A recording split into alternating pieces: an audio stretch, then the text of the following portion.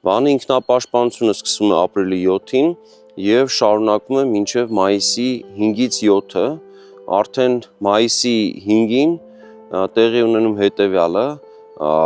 հայ կամավորական ստորաբաժանումները, որ կռվում էին ռուսական կայսրության կանոնավոր բանակի կազմում, նրանցից առաջավոր խմբերը 150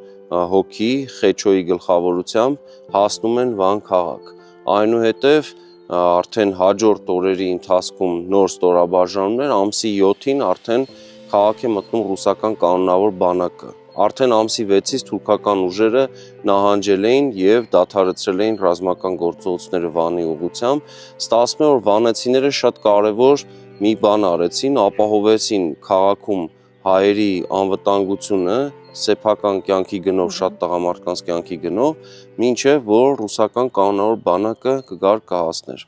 Նախագծի գլխավոր գործընկերն է Converse բանկը, ֆինանսական աշխարհի ձեր հուսալի գործընկերը։